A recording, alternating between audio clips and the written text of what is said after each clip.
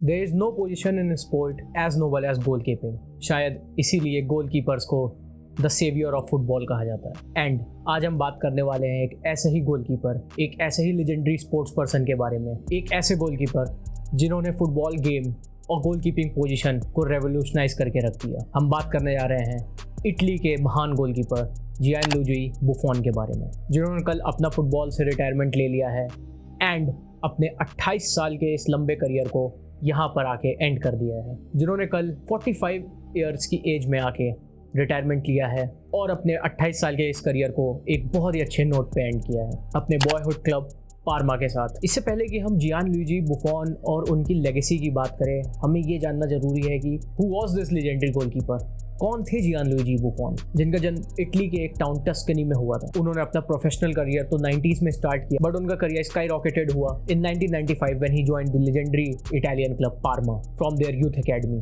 17 साल का एक गोलकीपर जिसे अपनी लाइफ में बहुत कुछ प्रूव करना था, उसने पार्मा जैसी टीम, जो कि सीरिया ए की उस समय की काफ़ी अच्छी टीम मानी जाती थी, उसे ज्वाइन किया।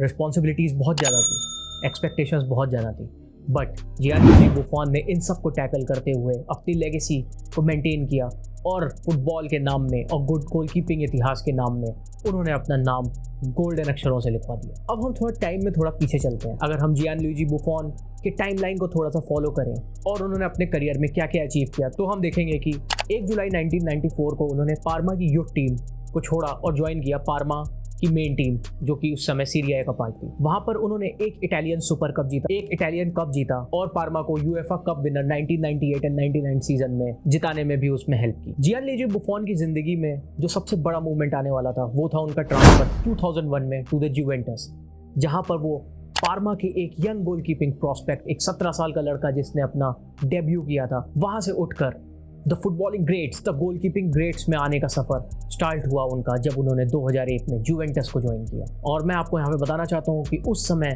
किसी भी गोलकीपर के लिए ट्रांसफर मार्केट में सबसे ज़्यादा दी जाने वाली गोलकीपिंग फीस भी का रिकॉर्ड भी बुफॉन के पास ही था, जब जुवेंटस ने पार्मा से उन्हें खरीदा था 52.88 मिलियन में। 2001 से लेकर 2018 तक बुफॉन जुवेंटस के साथ जुड़े रहे और उन्हें भी शायद नहीं पता था कि वो जुवेंटस की हिस्ट्री का कितना इंटीग्रल, कितना हिस्टोरिकल एस्पेक्ट होने वाले हैं। 17 साल के इस जुवेंटस के करियर में उन्होंने क्या नहीं जीता। ही अचीव्ड एवरीथिंग।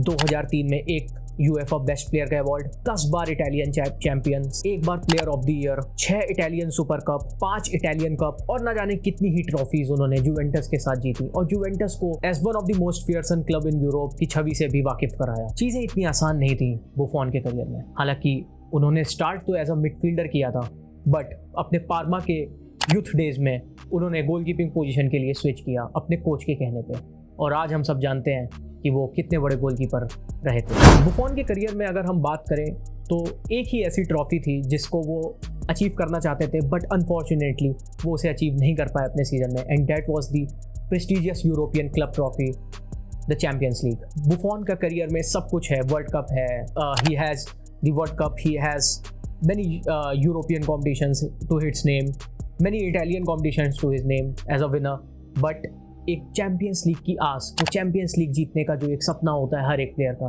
वही बस उनसे दूर रहता गया। बहुत कोशिश हुई, जुवेंटस कई फाइनल्स में पहुंचा, 2015 final, then the heartbreak in 2018 by the hands of Real Madrid, and सबके चलते एक वो जो रहता है ना एक इंसान के अंदर कि यार मेरे पास भी ये चीज़ होनी चाहिए थी, उसके चलते 2018 में जुवेंटस के साथ बुफॉन का सफ़र यहीं पे ख़त्म हुआ और उन्होंने ज्वाइन किया पेरिस सेंट जर्मैन क्लब को, इस चाह में कि चैंपियंस लीग विनर बन सकते हैं।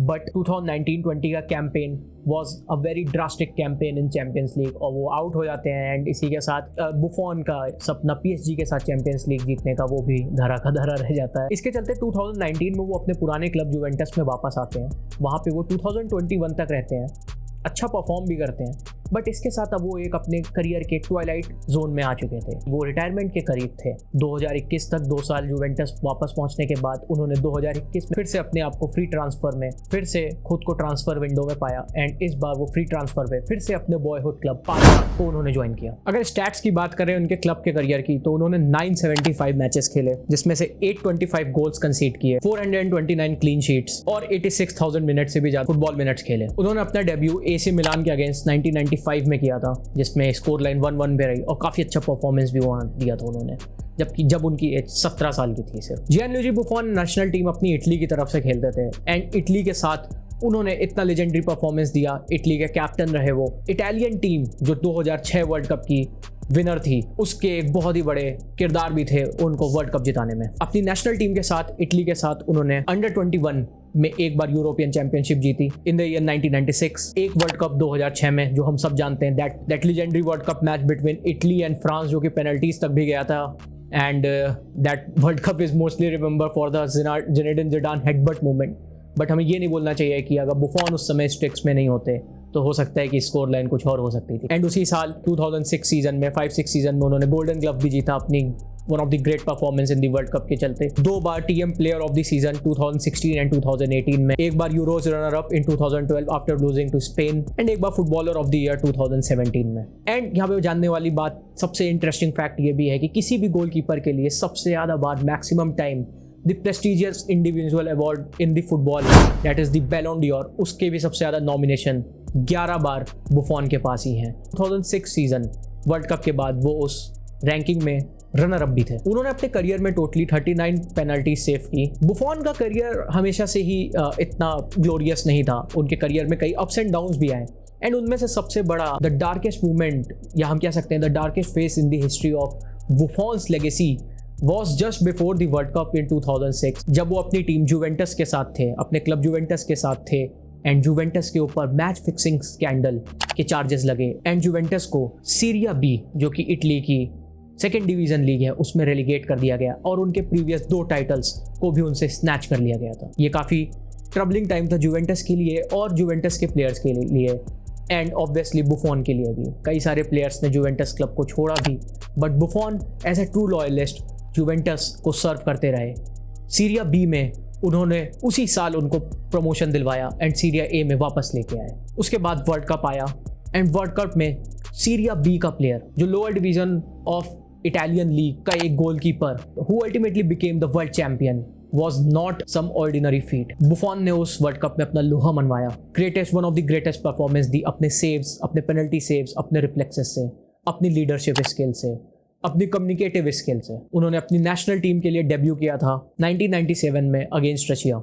इटली के इस इलस्ट्रियस करियर में उन्होंने 176 मैचेस खेले, जिसमें से 146 गोल्स उन्होंने कंसीड किए एंड 77 गोल्स उन्होंने रोके भी। इन 176 मैचेस में से 14 वर्ल्ड कप अपीयरेंस भी हैं, जिसमें से उन 14 वर्ल्ड कप अपीयरेंसेस में 6 सेव्स भी निकाले, which is not some easy task for a goalkeeper. इतने इलस्ट्रियस करियर, इतनी सारी फेम, इतने सारे अवार्ड्स, इतने सारे ट्रायम्फ्स के बावजूद बुफॉन हमेशा से ही फुटबॉल के इतिहास के एक बहुत ही noble person, a person who rivals also respected. अपने इस इलस्ट्रियस करियर में बुफॉन ने अपना नाम कमाया, ना कि सिर्फ अपने टीममेट्स के साथ, अपने राइवल्स के साथ। वो अ वेल रिस्पेक्टेड पर्सन थे।